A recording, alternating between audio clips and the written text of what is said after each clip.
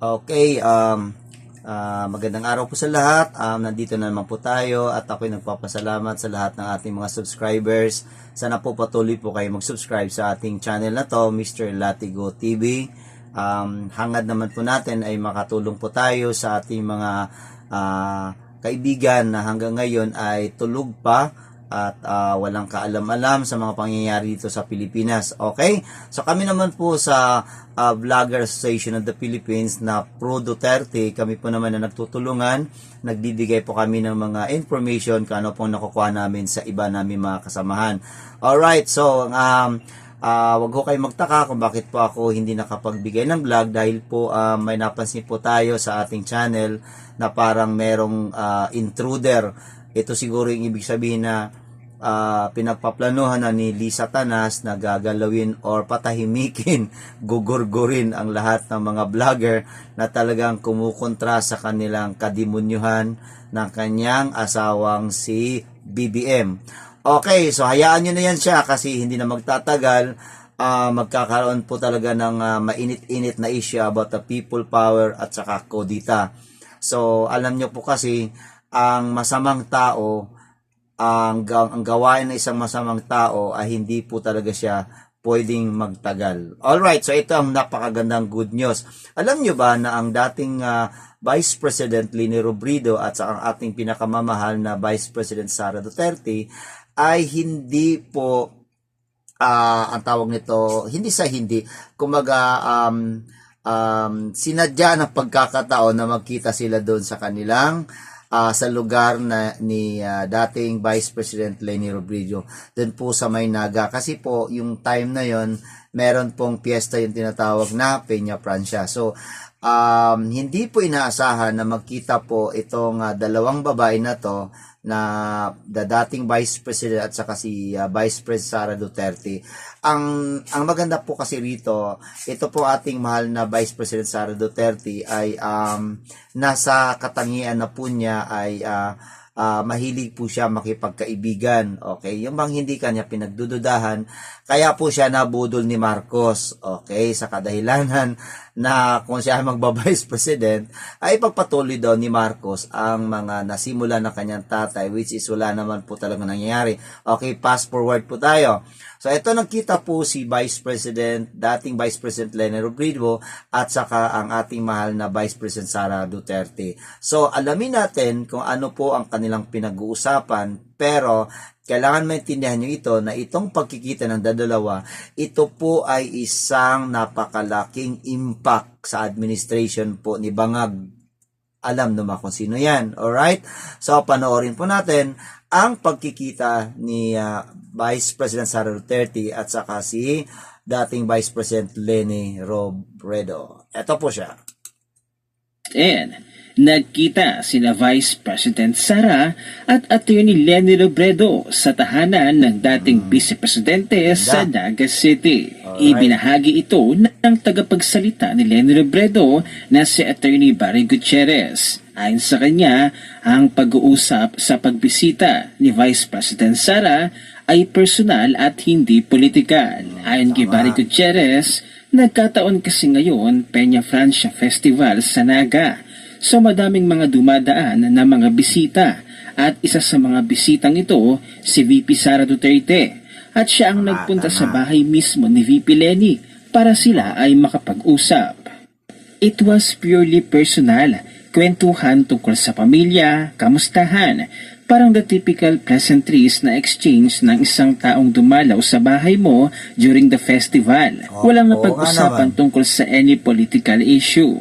So syempre nung nagkita na sila doon, di maayos naman ang usapan, pleasantries, yun lang. I think prior pa to 2016, the 2016 elections. Tama. I don't recall a single time during the entire term ni VP Leni from 2016 to 2022 na personal silang nagkita.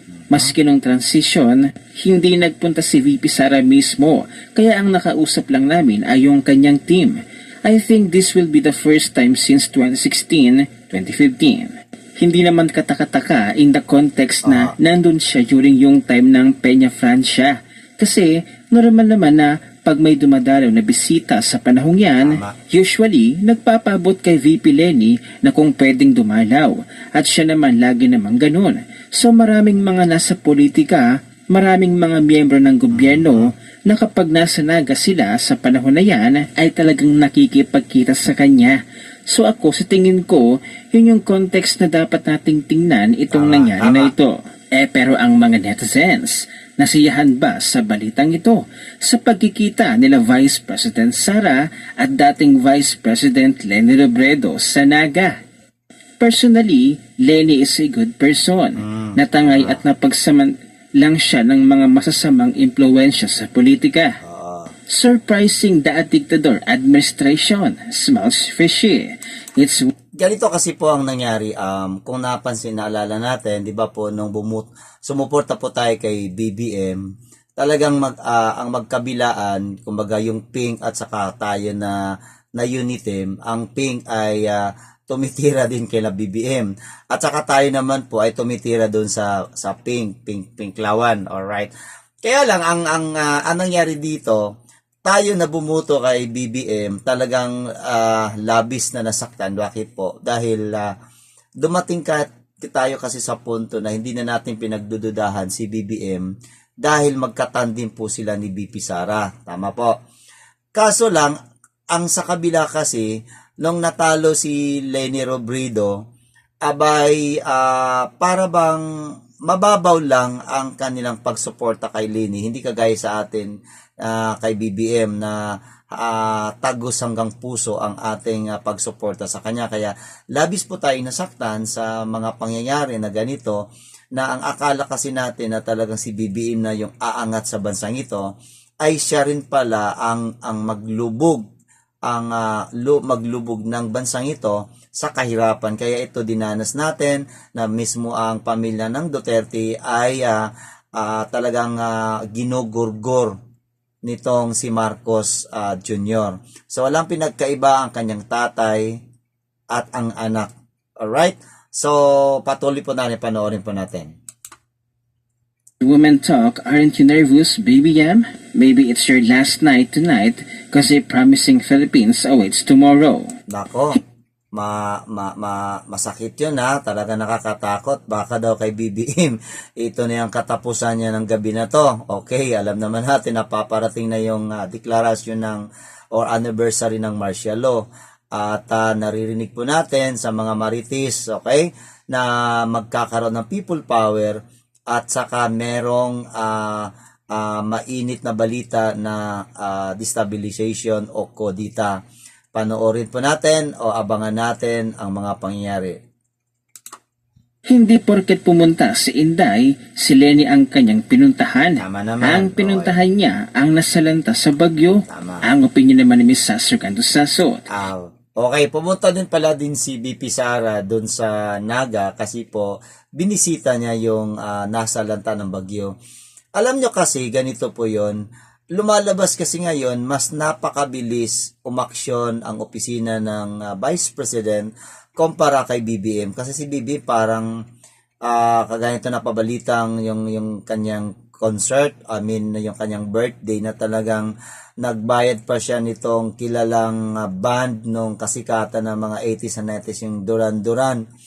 Okay, so samantala may binagyo sa kabila, yung ganun. So makita mo rito ng ugali talaga ng mga Marcos ay happy-happy lang. Happy-happy lang. Happy-happy. Wala akong pakialam sa inyo kung nalunod ba kayo, wala kayong kinakain. Happy-happy lang kami. Okay, panoorin po natin. Hindi ako na-shock dyan sa meeting ni Sara at Leni sa Naga City. At alam nilang pareho kung papaano pinaikot ng mga altas sa Manila ang kanilang buhay politika noong 20. Tama naman. So napansin talaga ni Sastrogan, itong international vlogger, na pati rin si Lini noon na naging vice president ay hawak din ng mga oligarchy. Ang pinagkaiba lang talaga nila ni Tatay Duterte, si Tatay Duterte ay talagang hindi mo siya kayang hawakan sa laig. Kaya ako naalala mo noon, halos lahat ng lumalabas sa bunganga ni Tatay Digong ay puro putang ina. Dahil sa garit niya, nung naging presidente siya, napansin niya ang bansa na talagang binababoy ng mga nakaraang administration na walang pakundangan na pagnanakaw hanggang sa ngayon sa administration po ni BBM, walang katapusang pagnanakaw. Okay? 2022, may Team Rosa, Robredo, Sara, kaya nga mas tumaas ang boto ni Sara kay BBM. Kayo ba mga kasweet? Anong masasabi ninyo sa pag-uusap nila Vice President Sara at Leni Robredo? I-comment. Okay. So mga kaibigan, dito lang po tayo, hanggang dito lang po tayo kasi po ang report na ito, ang balita na ito ay malaking ano din sa atin, di ba? Okay, so sa akin naman po, patuloy sana kayong mag-subscribe sa channel na ito at nang may share nyo sa mga kakilala nyo sa ibang bansa para mapanood nila kung ano po yung mga kaganapan dito po sa Pilipinas. Lalong-lalo na po itong paparating na September 21. Marami pong salamat sa inyo na gustuhan nyo itong ating maikling vlog na to para din na maibigay ko natin sa inyo na may mga good news po na kagaya nitong pagkikita ni BP Sara at ang dating Vice President Leni Robredo. Okay, maraming salamat sa inyo. Assalamualaikum sa mga kapatid nating Muslim at sa ating mga kaibigan ng mga OFW. Naway patnubayan po kayo ng Panginoon kung saan man kayong dako ng lugar o sa ibang bansa. Maraming salamat. See you po next time.